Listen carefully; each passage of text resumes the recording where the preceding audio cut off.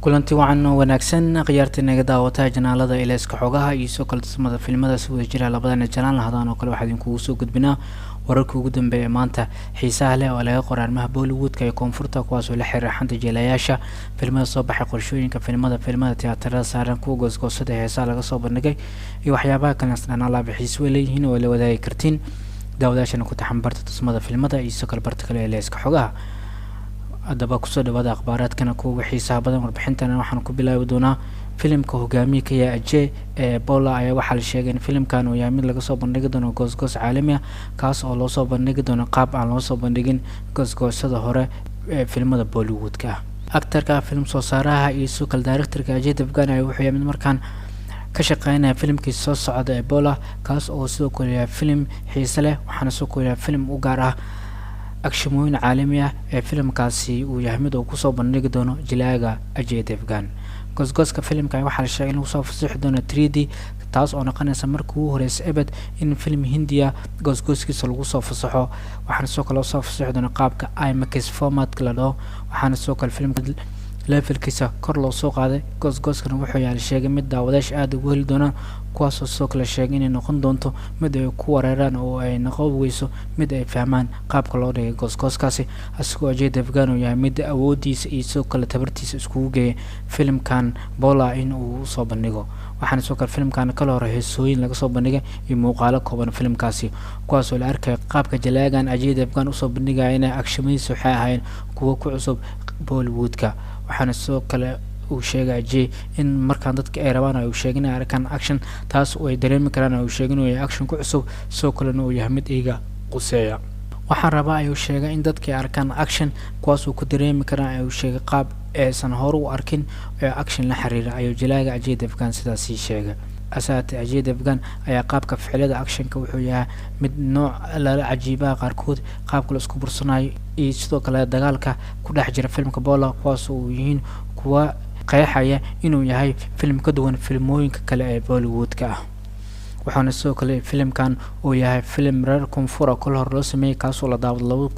2019 waxaana filimkaas uu noqday film guuleystay filimkan Ajay Devgan markaan waxa saaran mas'uuliyad filimkan inuu ka dhigo mid guuleysto waxaana filimkan Ajay kala soo muuqan doonto Atrisha Tabu kaas oo filimka ugu dambeeyay lagu wada arko waxa filimka Drishyam 2 kaas oo sanadan ka soo go'ay tiyaatarada saara wuxuu noqday film guuleystay markaan Ajay Devgan wuxuu yahay mid filimkan action ka ah iyo soo kale arrimaha gudashada intiisa badan ku saabsan in Ajay xabsi la dhigayo kaas oo soo kale xabsi ka soo baxsanayo oo ay taamid ummadoo dhan ay wada bursanayso asagoo soo kale inta badan filimku yahay mid habeenkii xilligii action ay dhacayaan kaas oo lagu arkay in jilaagan uu yahay mid markaan xoogiisa isku geey si filimkan uu kaga run sheego soo kale uu ku soo kordhiyo action macaali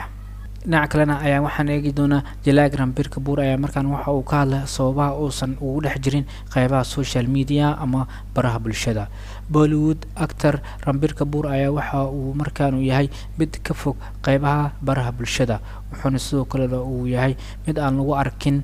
armiisa gaar ku ah iyo waxyaabaha kale qaybaha baraha bulshada taas oo soo kale jilaaga markaan uu arkay inaysan ahayn wax xiisa in uu noqdo mid lagu arko qaybaha social media wuxuu soo kale u arkay inay tahay waxyaabo boorina ama waxyaabo lagu caajiso ka shaqsi ahaan inuu dareemayo inaysan suurtagal ahayn asiga in uu dadka ku madadaaliyo qaybaha baraha bulshada Ranbir Kapoor ayaa waxa uu sheegay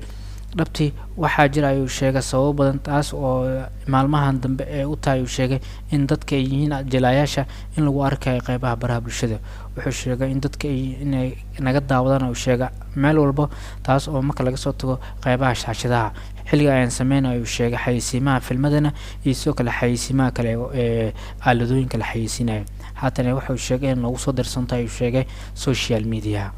wuxuu sheegay inaysan jirin markaan sabab ku qasbaya dadka inay u soo daawasho tagaan tiyaatarada ahaantiisa marka loo fiiriyo hadii jilaaga meel walba lagu arkayo nafsad ahaantiisa ayaa waxa uu arkaa in dadka isoo kala daawadaashiisa kaliya in ay ka daawadaan doorkiisa filmaanta sida uu aaminsan yahay asiga oo laga fogaado baraha bulshada Ranbir Kapoor ayaa wuxuu yahay mid magac ku helay filmihiisa dhowrka sida Wake Up Sid kaas oo daawadayaashii ay yihiin kuwa ku arkay jilaagan inuu yahay mid gees ku ah filimada jaceylka. Waxa uu sii xigtay filimkiisa Ajab Premkii Qasabka Hani, waxaana sidoo kale filimkaas uu yahay mid lagu arkay mid ka duwan. waxaa sidoo kale lagu arkay jilaagan filimka arrimaha siyaasadda ee Rajneeti kaas oo 2010 la daawaday. sidoo kale jilaagan ayaa mar kale wuxuu xaqiijiyay inuu la imaado filimka arrimaha muusikada ku saabsan Rockstar iyo filimka kale oo uusan dhamaystirnayn ee Barf iyo cudurka gaarka uu qabo.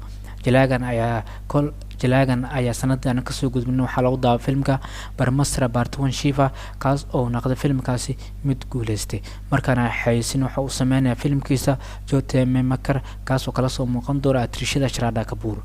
Ranbir Kapoor oo kasoo muuqday The Kapil Sharma Show barnaamijka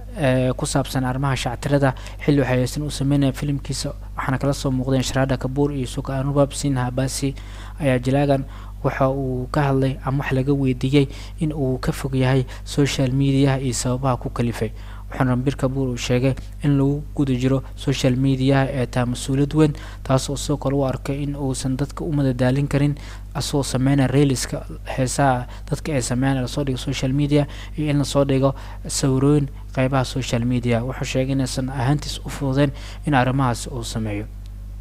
wuxuuna u arkaa inay tahay arrimo boorna ama waxyaabo lagu caajiso. wuxuu sidoo kale sheegay inay jiraan dad sameystan akoon asiga uusan lahayn oo fake ah oo social media kuwaas oo dadka ay yihiin kuwa ay soo raaceen. wuxuuna sidoo kale uu sheegay in ahaantiisa uu arko in social lagu jiro ay tahay mas'uuliyad weyn ahaantiisa uu u arko caajis in social media alaaba uu dhex yaalo.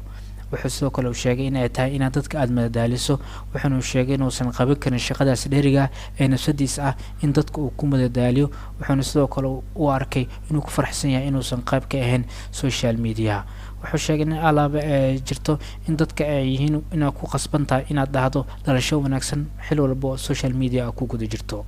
jilaagan ayaa arrintaas wuxuu ka sheegay xilli uu kasoo qayb galaya barnaamijka The Kapil Sharma Show kaas oo ka baxa TV-ga Sony Entertainment Television. intaan kusoo koobna muuqaalkan warbixinada maanta aan ku qaadaa dhigana wararka ugu dambeeya maanta laga xariiqay arrimaha Bollywoodka kuwaas oo aan waxaan wararka ugu dambeeya la wadaagay kartiin daawadayaasha ku taxan barta tusmada filimada iyo soo kale barta kale ee iska xogaa dad warbixinada ka hesha noo soo kale saxaabtiin la wadaaga wad kuma santiin alaabsad muuqaalina oo daawataan kan kiisa xigana nabad gelyo.